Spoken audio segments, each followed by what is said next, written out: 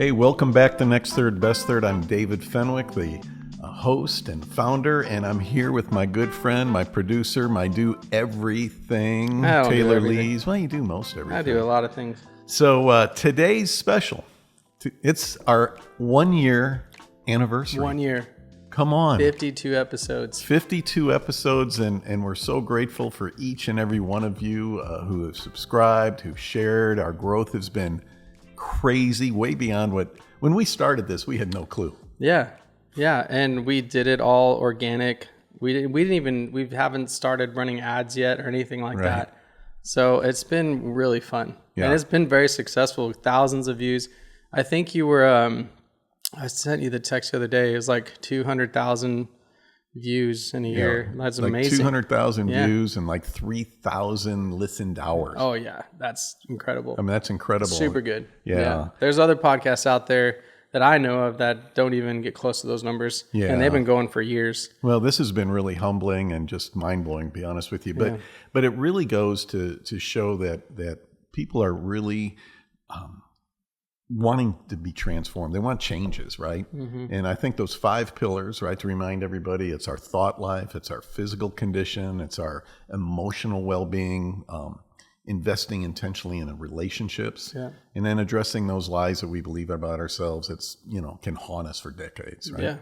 Yeah, it could lead to decay. Yeah. Especially in your later years, because I know how important it is for someone my age, 37. I know what it's like when you just live in those without those things, like in a healthy way, how much it decays yourself. And I mean, you and I were talking about this before we filmed, how like I've been so exhausted most of the year. Yeah. And when I'm looking back, I'm like, whoa, I haven't done those 5 pillars hardly at all this year. You haven't paid attention to them. Here you are producing and I'm this like show. Decaying. I'm like, oh. Yeah. But it's so easy, right? It's so easy. And this is the thing that I've found in my work, over these years, and then especially in this last year, is how many men and women too, but I deal with men specifically, right? How it resonates where they're fatigued and they're just kind of going through the motions. The world just comes at you so fast and hard. Here you are with 2 little ones, and you and your wife are working your tails off. You both got great careers, but you wake up one day and you look around saying, "What's going on?" Yeah, I know, and it's tough because thank God for photography and videography, because we can just scroll back on our phones and then be like, "Oh my gosh, remember this?" Yeah. But like it's on my phone, not much up in here, right? And it's like sometimes it just blows my mind a little bit how that happens. Is like you live your memories through technology, not much so through your own mind, right? And because time does fly. You said that about going through the videos and everything on your phone. It reminds me of an episode a few weeks ago we did on bucket lists. Oh yeah, and the reverse bucket list. Oh man, that is so powerful. It was good. For those of you who didn't hear it, the reverse bucket list is, instead of having goals that you wish you're going to do and attain one day, instead be intentional and go back and celebrate the things you've accomplished. That's right. Yeah. After we did that, I took some time and I started doing that. It's pretty incredible. Yeah. And I mean, so today, that's what we're going to do on this episode is we're going to reflect on some of our favorites. I mean, David wasn't all of them, so they're all our favorites. But I know we had some that were just hit home, and there'll be more. But we're going to go back and we're going to hit on some of our favorites and then why. But we'll put them, like they'll come up on the screen, and then we'll have links for you in the comments to where you can actually go find those again, some of our favorite ones. But let's, in your comments, I want to hear what some of your favorites were, right? Yeah. Was there something that really hit home with you? That would be so encouraging to us. So as you comment, feel free to say, man, this one I really got a lot out of, because we're not going to touch on everybody's favorites, obviously. Yeah, no, there's too many. All right, so what was, I know it can't be too biased because this is your podcast, but what was, I'm not going to say top, but we'll just say what was your favorites? Okay, so it's interesting because there's some that really hit me. One of them was with David Dorman. And David just a great guy, right? And he was talking about this insight that he had that our lives, he correlated it to our lives being like a piece of land, that we all got a lot, a parcel. And then he started talking about things like boundaries and how boundaries actually they allow us to be free more, right? But the thing that he said to me was, and we discussed, was if you've been given a piece of land, now you might have been, your piece of land, your property, right? Your life might be 50 acres. It might be a city block. Yeah. But both of us have to explore and get the opportunity to explore what's the highest and best use. Remember that? That was so powerful to me to think, instead of me comparing myself, going, well, he's got 50 acres, or you saying, man, I got 50 acres and it's a pain, and David lives in a beautiful, place. Instead of comparing, it's like, what's the highest and best use for your life, for what you've been given? Yeah. That's a great perspective. That was a good one. Yeah. I remember his. Yeah. His is called, it's time for men not to give a damn. Yeah. So yeah, which is, yes, it is clicky, but you'll understand it when you watch it. Yeah. So and that one was one of the most viewed ones too. Yeah. Yeah, it did. Yeah, it did really well. Yeah. So what about you? What's one you liked? I mean, it's hard, but honestly, any ones that Ron Atkins was in, those would have to be my favorite, because his story is so, it doesn't make sense to me, and it feels like it should be a movie one day, and I'm like, this doesn't make sense. So every time he's sitting down, I learn a little bit more about his life and story. And I mean, I think the first episode that he was on, I believe is sentenced to 500 years in prison. Right. And that's life, if y'all don't know math. It's way more than life. It's way more than life. So his soul would stay there. I'm just kidding. But when he was telling his story, how he was sentenced to life in prison, 500 years, and he was in confinement for most of it. 13 years in a 5x8 cell. Yeah, 5x8 cell, which, I mean, I'm 5'9", so that's like not very wide, not very deep. I mean, and this man's over 6'4", 6'5". Yeah, he's almost 6'6", and he's over 300 pounds. And he spent 13 years. One of the things he says is how he could sit against the back wall and his feet would touch the other wall. Yeah, I mean, how, and that's the thing. You guys need to go listen to this story, because how he didn't lose his mind blows my mind, because, well, blows my mind, but and then when he got out of prison, through God, only God can do this. Like, there's no explanation to how he got out and how he was able to get out. No, he didn't break out. He was released by the by the law and everything. But I was fascinated by a couple weeks. I think he did it a month ago or so, where he was talking about when he got out, he had to learn everything, because he was in there for so long. Yeah. That during the time he went in as a teenager, late teenager or early 20s, right? No, he was 18 years old. He was 18 years old, and then by the time he got out, the internet was a big factor. So he had to learn how to use the internet. He learned a lot of stuff on YouTube, and there's this one story he brought up where he was in a cereal aisle at the grocery store, and he was so overwhelmed by the options of cereal, because he's never had that before in his life. Yeah. And he's like, I didn't know what to pick. No, that one hit home, right? That hit hard to think that here's this, who we love him, right? But this guy, and he's looking at all these options, and he never had options in his life. Yeah.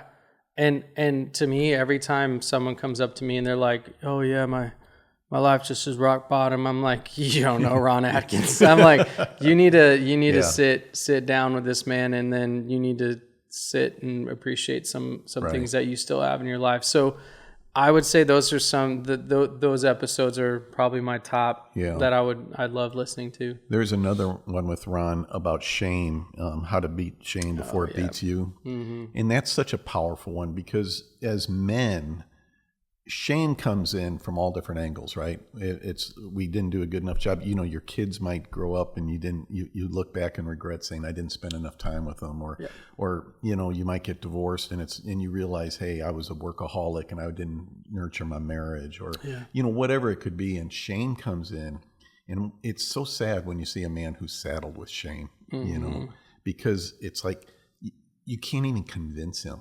otherwise. You know, it really does take something supernatural to break that. Yeah. You know, and Ron was talking about living with shame, you know, and shame ties to regret.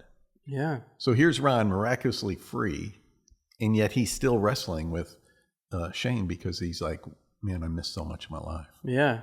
And I mean, you wouldn't know it though when you talk to him. No. But I mean, and that's what's crazy to me is, you know, with shame, like how it kind of weighs you down as a man, but also pushes you into messing up over and over. Because like for me, you know, the things I struggled with when I had shame, I'm like, well, I'm just going to go backwards. I'm just going to go repeat my mistakes because that's where I felt something. Even though it was the wrong thing to feel. There's comfort in the familiar. Oh, yeah. And that's diabolical, right? I mean, it really is. Yeah, it messes you up. And so here you are, you're struggling, and you go back to the same thing that you have shame over. I know. Because it's familiar. And where did we inherit that from? Our fathers. Yeah. So much, right? So much. And that's something I'm working on with my son and my daughter is I don't want them to feel shame. And so, it's hard because I have all these emotions I'm trying to learn and control. And, but then, you know, I find myself, you know, almost shaming my son, not on purpose, but then I realize dude, I'm Wes, I'm sorry. And even he's young. So I'm learning this right now because I know his memories aren't going to really, it's not going to stick. I still know that if I do it too much in the wrong way, it'll create these memory paths when he gets older. Right. Man, but so I'm trying to get this really good now. But I just don't want to speak or make my son feel full of shame. I always want him to feel full of, you know, that I'm proud of him, that he's worth it. I mean, he's funny, he's exciting. Like even with my daughter right now, what the things that we're working on is, I mean, my baby girl is 11 months old, so she can't do anything wrong. Anything she does is cute. And she's fun. got you tied up around and she's tied. finger. Yeah, right? So it's that true. happens. It is a thing. Yeah. And daddy's girls. Yeah, but the thing is she's a baby, so she doesn't know better. Right. So like we're never saying, Lainey, stop that. Lainey, don't do that. No, stop. Like we're never doing that to Lainey. So we're praising Lainey constantly. Yeah. And we're telling Wes, stop. So and Wes is starting to see that, and I'm starting to notice. Man, I'm like, oh my gosh, like, so what we've started doing now, my wife and I, is anytime we're like, hey Wes, don't do that, don't push her, don't touch her, hey, stop that, and then we wait a few minutes and like, hey buddy, but that was a good idea. We can see what you were thinking, but you got to be real careful, okay? Yeah. You're such a great boy. You're so fun. You're so strong. You're so funny. And so like we make sure we fill him with so much compassion. That's so powerful, right? Yeah. To be speaking life. So years ago, I have 5 daughters and a son. Yeah. And so my son was 4th in line. And I remember when my wife came up to me saying, you know, David, I think you should be rethinking how you're dealing with Jonathan. And he was probably Wes's age, you know, young, right? And it hit me where I wanted the best for him, right? But I was really good at being a daughter's daddy. You know, I'm really good with my girls. And so here's my son coming up, and I was trying to mold him. I had a plan for his life, right? I'm going to mold him into the man he's supposed to be. And what I was really doing is I was creating a basically a pathway for him to always feel like he didn't measure up, because I was trying to make him be who I thought he should be, right? And I spoke at church this last week, you know. Oh, yeah. Yeah. You sure did. And on Father's Day. On Father's Day. And I shared that, you know, about looking at your child, son or daughter, right? And trying to find out who God really made them to be. Yeah. And then break away everything that would inhibit that. And I use that quote from Michelangelo, which I thought was amazing. When Michelangelo was asked about the statue of David that he carved, and he said, I didn't carve David. David was already in the marble. I just took away everything that wasn't David. Man. Isn't that strong? Yeah. And so that's what it is with daddies, especially in their sons. Yeah. Is, it seems good that we're going to make them into the man we want them to be, but that's not their destiny. Yeah. It's not. It's just look at my son. I want him to be way better than me. Yeah. Like, there's some, I think I'm pretty cool, in some You're areas. pretty cool. Yeah, Yeah. thank you. I think I'm speaking life over me. So, but right. I think, because in the last episode with Lisa, she was talking about how they spoke life over a plant cells and stuff like that. So super crazy. You should go back anyway. Yeah. So that was a good one. That was a good one. But looking at Wes, I'm like, I want him to be way better than me, but I also want him to take the best of me and like pass that on. But like, I want to make sure he takes that best of me and make it better. Yeah. And like, but I'm not going to force that best of me on him because he could be a little different, but I just want to give him opportunity. And that's so commendable, right? We all want our kids to be better than us, right? We want them to have better opportunities, go further than us and everything. But if we're not careful, dad comes in there and says, I want you to be better than me. And this is what it's going to look like. So you're still doing it. You're still trying to mold them. Now you're just trying to mold them into a better than you version. Yeah. Instead of saying, who was he created to be? Yeah. And that's such a different perspective. It is. Yeah. Cause I love my dad, and I saw my dad do the best he can to help me be a good man. Yeah. So, and I got a text from him this Father's Day, and I was like, I teared up. I almost couldn't even say it. Like I was telling Caitlin, I'm like, my dad sent me this text. I read it. I'm like, and so and I was like, this is so sweet. And it was a text about some of the sort where it said, the greatest thing in life is like being your father, but then what's even better is seeing you as a dad. Oh, wow, and I was just like, that makes you cry. No I'm question. just like, my God. And so, but I love that because, seeing my dad getting close to his 70s, seeing how invested he is, when even more so with my son, his grandkid, I've seen this whole new side of affection that I've never really seen in my dad before. Yeah. And I see this affection he has. I don't know. It's unique, and I love it. So I think, so good. Yeah, it's super special. So it's inspiring. It reminds me of another episode with Tyson Morlett about building real legacy. Oh yeah. And Tyson said something about, as men, because we so often have father issues, right? Those of you who had great relationships with your dads, I'm so grateful for that, right? Yeah. My dad and I didn't have necessarily bad relationship. He was just so busy, he wasn't involved. But anyways, Tyson said this, and I'm just going to paraphrase, but he was basically saying he got to the point where he started to embrace his father's wrongs, embrace and extend grace to his father in his wrongs, so that he could glean from his father's strength. Wow. Right? Yeah, it's good. Because you have to embrace the whole man. Yep. Because I don't care who your dad was, there was strengths, there was something there. Now, somebody might have had just a horrible situation, and we can't, But I do know, like for my dad, he was absent because he just worked all the time for his family. Yeah. But my dad was funny. Everyone in town knew him. He was. Everyone loved my dad. My dad was, and I gleaned that from him. Yeah. I carry that part of my dad. Yeah. That's awesome. Yeah. Yeah, no, that's legacy.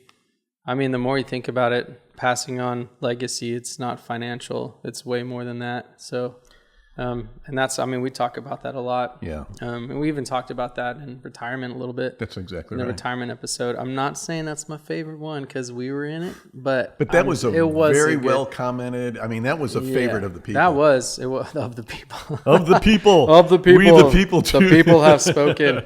Another one that I really liked was Blue Zones. Oh yeah. Live longer and healthier. And because there's everyone who just does a little bit of reading, they're experts in health and all this stuff. Right. And so but it's having a actual nutritionist, someone who studied everything.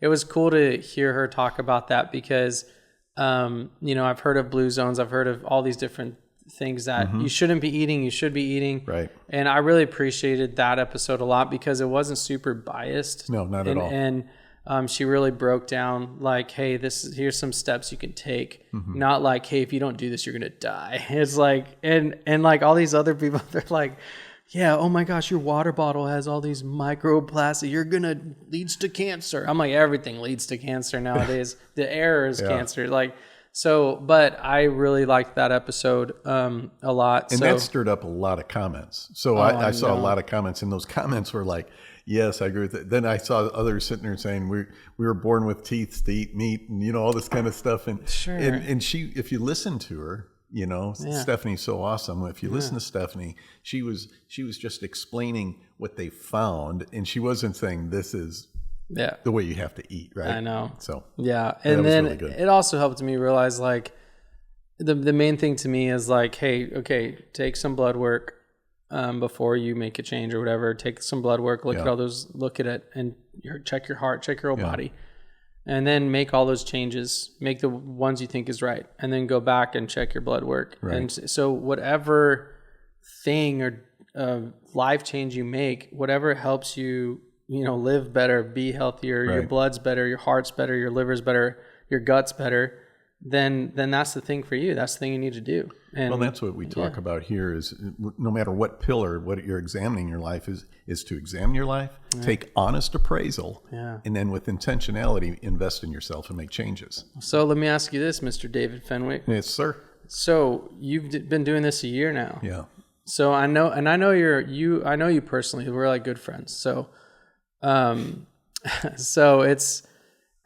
you think with this year, you have lived this life out, you're not just speaking on this, he does do all this stuff, but how do you feel this first year of doing Next Third Best Third? How do you feel with the pillars that you've set your standards on and your boundaries and all of that? How do you feel, where do you feel you're at in a year in? That's a great question.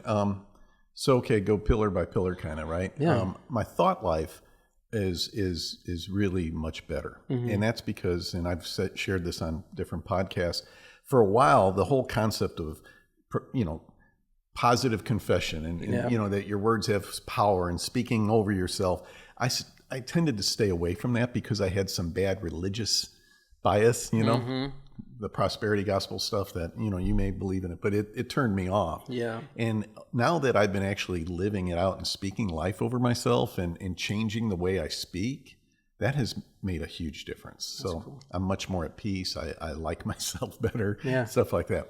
My physical condition, my eating habits are really great, but I made a change back in August, moved somewhere different. I got out of my gym, like familiar thing. And so I've put on a little weight, so I'm not where I want to be there, but I'm aware of it. I mean, I feel like you still look pretty good. Yeah. From a year ago, you still kind of kept it. It doesn't look like you've gained but a few pounds, not really like 10 or 15. Right. But I wanted to improve, not regress, but that's okay. I'm not beating myself up. I would say staying level also could also be a success. Right. Like you didn't go backwards. So that's right. Yeah. So thank you for that. It's encouraging. Emotional. A lot of you know that I started back in October in acting classes. Yeah.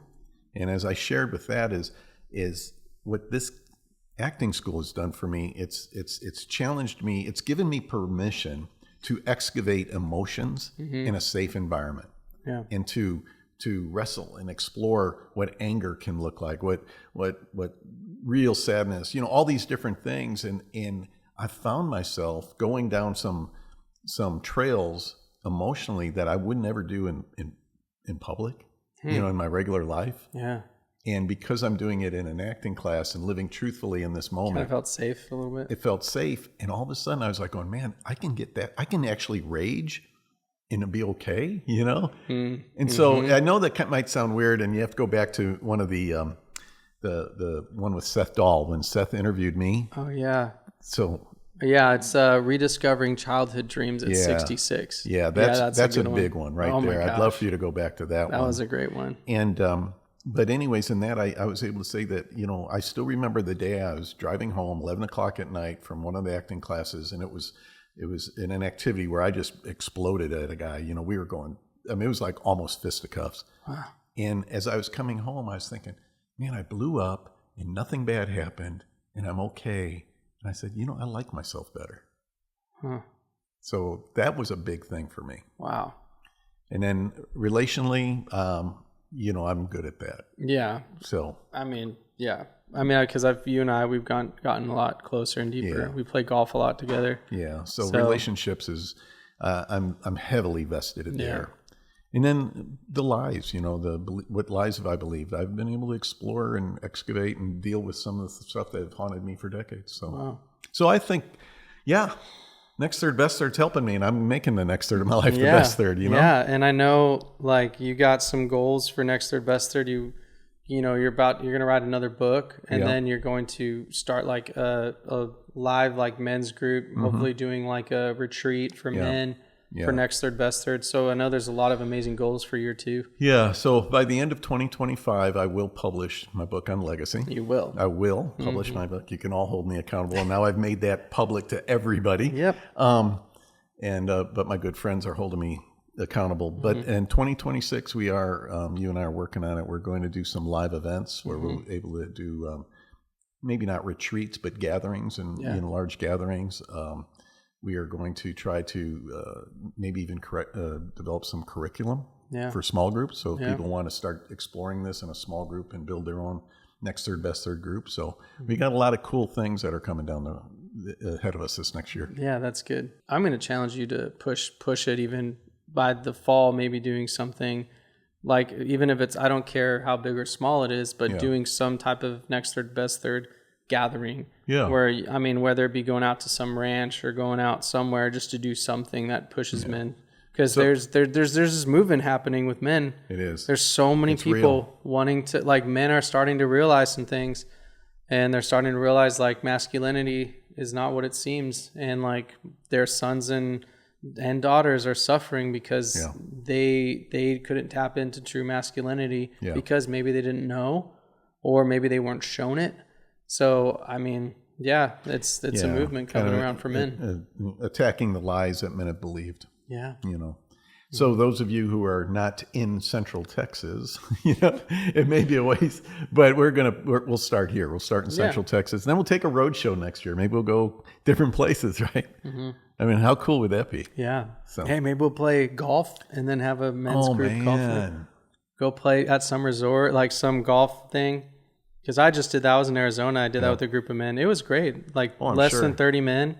Less than 30 men. We play golf. It's a little tournament thing. And then, but we hung out and we went deep, man. We talked about some stuff we struggled with and stuff that it's missed. And and it's crazy because I travel and see and hear a lot. And I got to tell you, everywhere I go, men say the same thing. Absolutely. And they're like, I never thought I could talk that way. I never had men to talk like this to, or I never felt like I could be emotional like this in front of other men. Mm-hmm. And these are men from my age in the 30s up to 60s. They all say the same thing. And these are all different parts of the United States. And I'm like, this is insane. It blows my mind. Yeah, I've got men in my life who are multimillionaires. I've got men in my life who are struggling young guys trying to get their families started. Yeah, and they all share the same issues. They share the same struggles.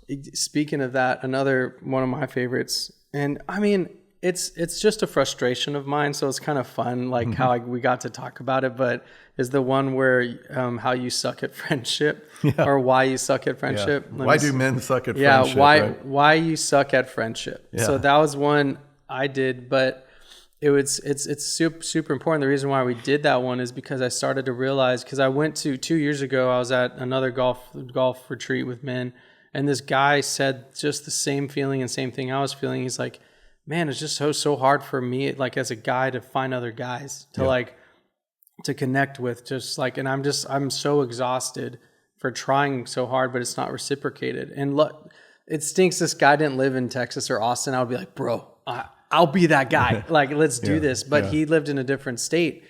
sitting. And I'm just like, man, but it was crazy. He said and felt the same thing.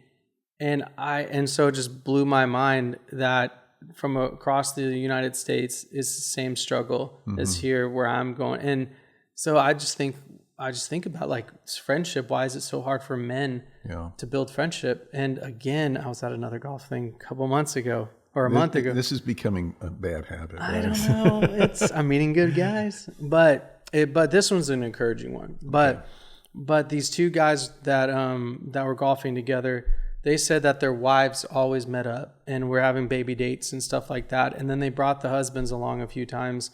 And the two husbands were just like, oh, hey, man, what's up? How's it going? And they just didn't really connect at all until one of the husbands whispered, like, yeah, man, I'm just playing some golf this weekend.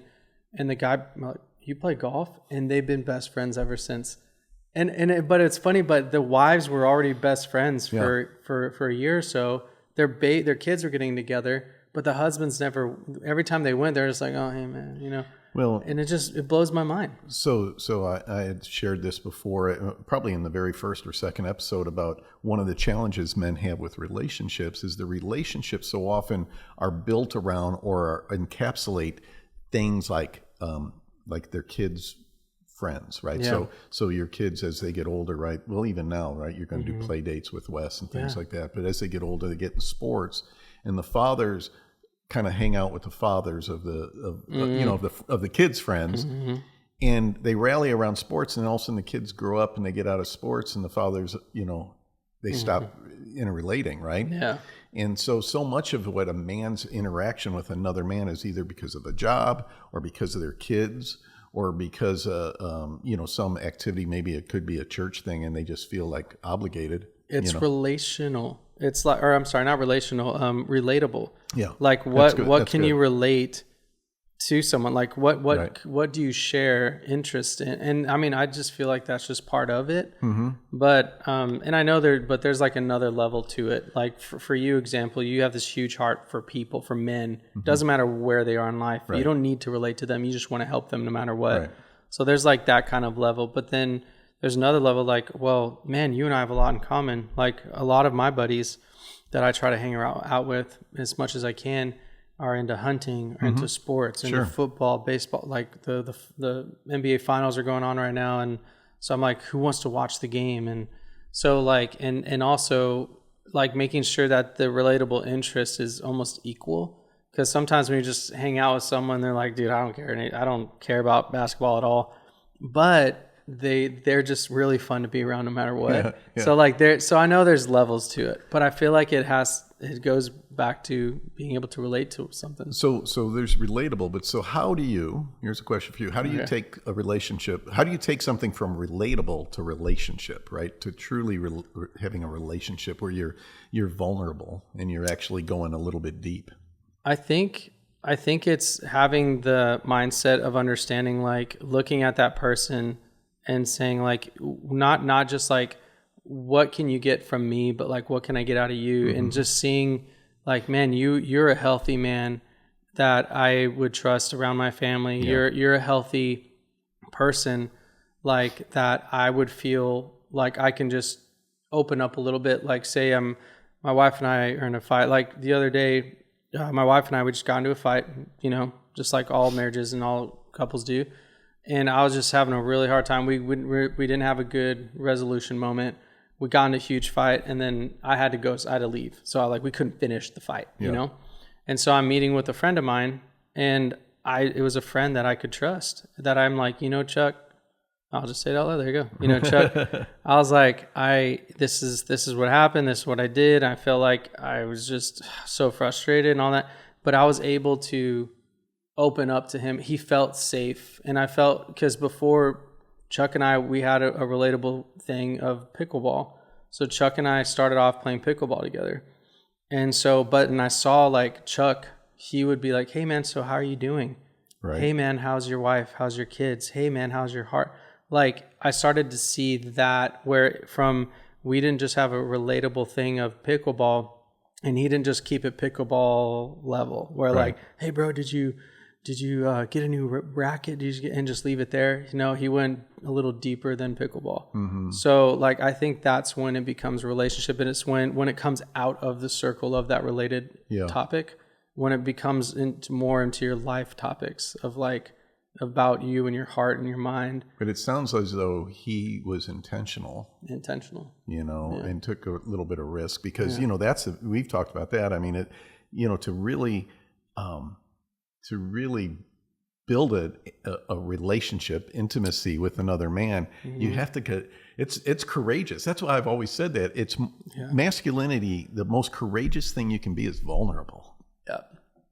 Right? Because it's the scariest thing. Yeah. It's like, what if he just devours me? What if he rejects me? What if he laughs at me? Right? What if they think I'm some sort of a fool, you know? Yeah. But that makes sense though, because sometimes like, that's part of shame and your confidence and everything. But being on the other side of that, like as a man, you need to know when the right place is to do that, like to share. But also if this man just needs to be heard, you need to understand like, dude, the reason why this man is sharing all this stuff, because he doesn't have anyone to share it with. Yeah. Maybe his wife won't even listen to him. So like maybe he needs someone, because I've met guys like that, dude, where I'm like, hey man, how you doing? And they're like, whoa. And then 2 hours later, and I'm just like, I'm like, dude, I'm so sorry. There's a guy that I've known for years, and he is, I mean, I've known him since I was in high school. Yeah. And he is that guy that if he starts talking, there's no filter. He just exposes it. Yeah. He just vomits all over the place, right? He just, and you're like going, oh, I wasn't ready for that, right? Yeah. And so you've got to have a filter, and you've got to be, you got to use wisdom and discernment, right? Because you have to be careful, but that's where you build that relatable. Mm-hmm. You start to observe each other and say, okay, this guy, like look where you and I are in a relationship now, and when we first met to where we are now. Oh yeah. I mean, it's, we can talk about anything. I know. Yeah. But it took a couple of years. Yeah, it did. And I mean, it could have happened sooner if we wanted it to. Right. But it did take a few years. But yeah, you're right. And I think, part of what you're doing and trying to teach and train people is like, you don't have to wait that long. No. Because life happens. Like what I brought up in the one we did about friendship, like 1 year, most of my friends, the people I grew so close to, they all moved. Yeah. All of the three men that were my favorite men that I was like, these are my bros. Like these are guys, I can call them up and we can just do whatever. All three of them within 2 months of each other, it wasn't planned they did not plan. Did you plan? I don't know. But they all just moved. And I was like, what is going on here? Right. I remember. But so that's why it's important to not just apply this stuff quickly, but just understand it. So when you come across like good, healthy men or good relationship worthy people, like you learn how to take those steps in a way where it's not too late. And then you're just going around in circles for years, never having a true good friendship. It's so important as we talk about this, that the guys listening understand that the reason this is important is because you're investing in the future you. Yeah, that's true. Mm-hmm. Yeah, you're making a difference in each other's lives, but you're really investing in the future you. You're building this community. Yeah. That you're going to need, and that's actually going to affect. We talk about my book Legacy. Mm-hmm. That's how legacy is built. Yeah. My legacy is not money you leave behind or investments and everything. Mm-hmm. Legacy is people. Yeah. So me pouring into you and you pouring into me, vice versa, that's going to carry over, and it's going to go into other relationships, which hopefully will carry over pretty soon. Mm-hmm. This is now via internet and things like that. This is now affecting, the nation and beyond. Yeah, that's true.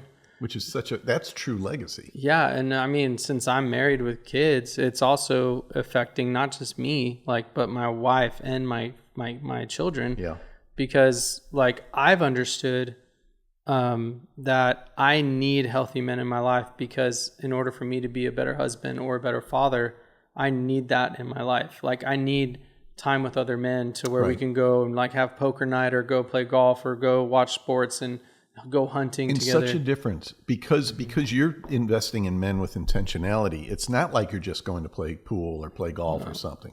Your wife sees the result. Yeah. Right? Exactly. See, that's the thing about being intentional and being vulnerable. If you were just out playing golf with somebody and you're coming back and all you did is you took 6 hours away from the family. Yeah. That's not good. That's not good. But if you come back and you're a better man because of it, and she sees it, I've shared this with you about my daughter. My daughter gave me the greatest compliment. One of my daughters, right? But they all reaffirm this. But I still remember the day we were sitting down, and she said, "Dad," she goes, "I like this version of you better than any version." Right? Yeah. She's 31 years old and was able to tell me that. Wow. That just, that broke me. Yeah. But that encouraged me. It's like going, this is why I'm doing it. Not to get her compliment, but that she can see the value of this, right? Yeah. And she wants it for her future husband, right? That's right. Yeah, because and that's something that us, parents, you as a parent, as a father, won't maybe see or realize till later, or your kids won't even see it or realize it till later. Mm-hmm. It took, I'll be real with you, it took me 20 something years and half a bottle of wine to finally thank my dad for being a good man and teaching. He was my hero. And I'll never forget it. We're sitting at Central Market on the second floor, sharing a bottle of wine and eating cheese and crackers. And there was people all around us. And I finally was like, Dad, thank you. Wow. Thank you for showing me what it was like to be a man. You were my hero. And I start crying, and all these people were like, what the heck? And I gave him a big hug, but it took me, 20 something years to actually do that. Yeah. But the thing is my dad probably was like, wow, where did this come from? Right. But you just never know when that's going to hit. Like with your daughter's 31, it may impact her, years from now or tomorrow. Mm-hmm. You just don't know when it's going to kick in. Yeah. And so that's why it's so every year in and year out, always investing in yourself. Well, I shared on Sunday, and one of the things that I want to encourage you guys is that if you find yourself at an age or a place and you're, this regret's coming in and shame, it's never too late. No. Right? That's the message we got to grab hold of. It's never too late. No. Yeah, your kids might be young adults, right? They might be adults, and you might have quote unquote messed up as their childhood, but you can start investing in them now. Yeah. You can start calling out the gold in them now. You can start living that kind of intentional life now to where they look at you, and even if you don't have a great relationship, one day they're going to look at you and say, "Where did this come from? Who are you?" Yeah. Yeah. I like you, Dad. Yeah. Because you've been transformed by your intentionality to invest in the future you and really examine and take honest appraisal of your life. Yeah, it's true. And honestly, I'll be vulnerable with you. I have 2 kids outside of my marriage, with Caitlin.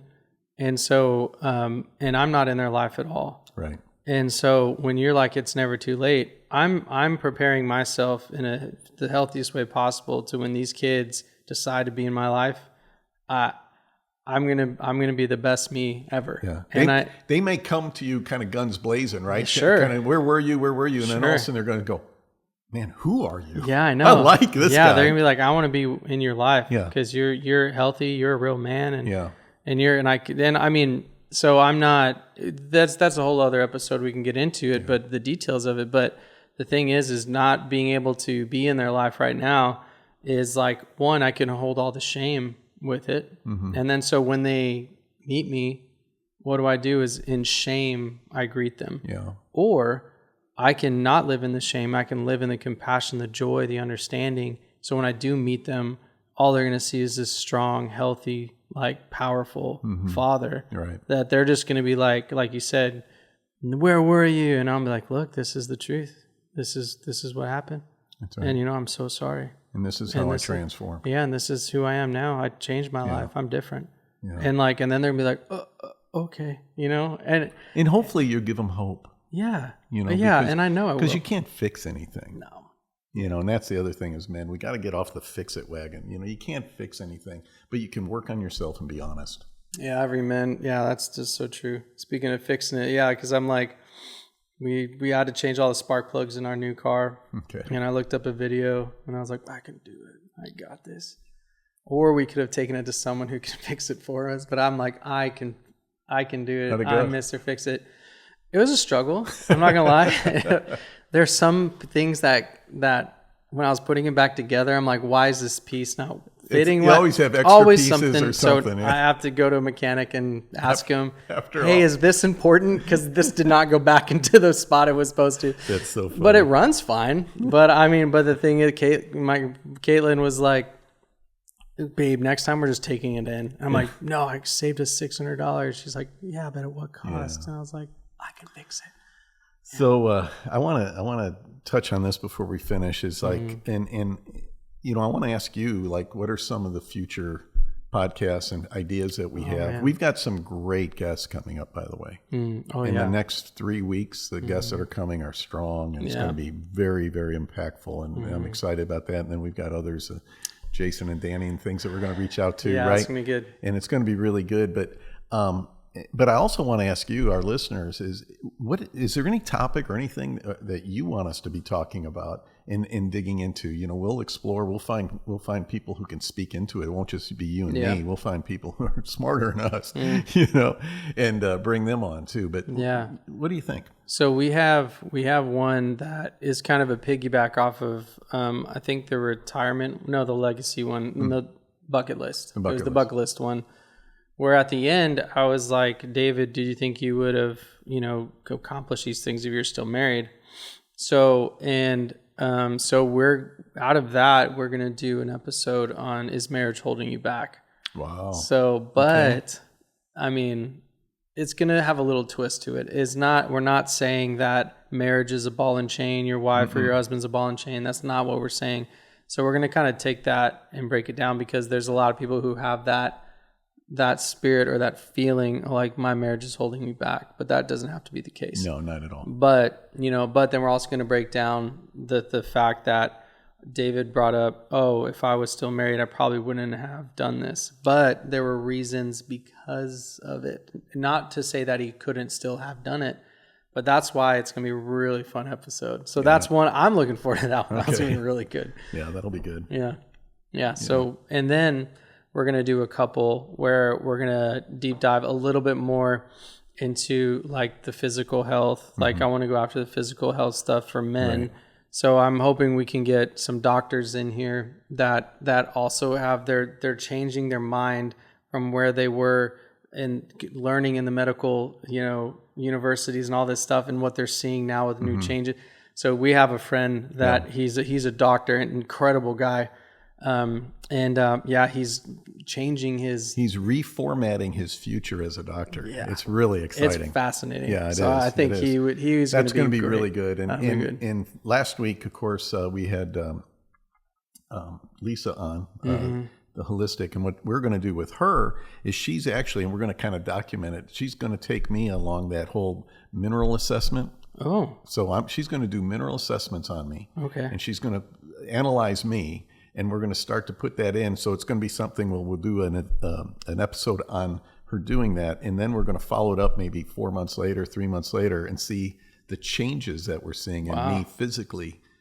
So we're going to put her her skills to the test. That's cool. We're documenting live. Yeah, that's right. No AI, no tricks, it's all live, real stuff. Yeah, that's cool. And again, some of the really great guests that are coming up. We've got Bethany Hicks going to be coming, and she's going to talk about a thought life. Yeah, really explore that, and also the lies we believe about ourselves, which we cycle through these 5 pillars, right? We bring different people in who have expertise and who really have a heart for it, right?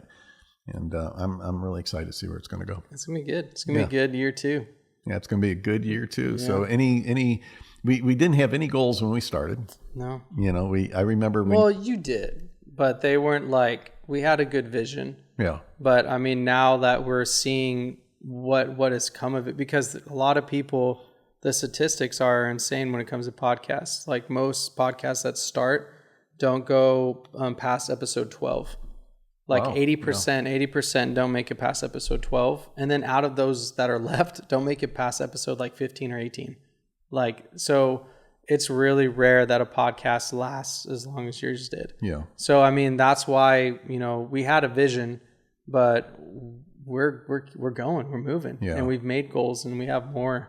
So it's exciting. Yeah. It surpassed what we thought, but it's we truly are being intentional ourselves, right? We're analyzing where we are, and we're going to make some honest appraisals, but we're building upon it. But we're here because of all of you. Our heart really is, this is fun, but our heart is really to encourage you and empower you, and to see you make the next third of your life your best third. And it's going to happen, right? It's going to happen. We're seeing it at age 37 and at age 39, we're seeing it happen.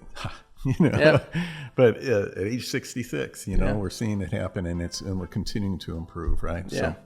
It's good. Anyways, thank you all so much for joining us today. As always, we appreciate you. If you haven't, please subscribe. Please share this with as many people as you can. Like, comment, especially today. Give us your comments about your favorite episodes, things you may want to see in the future, and just go out and make it happen. See you next time.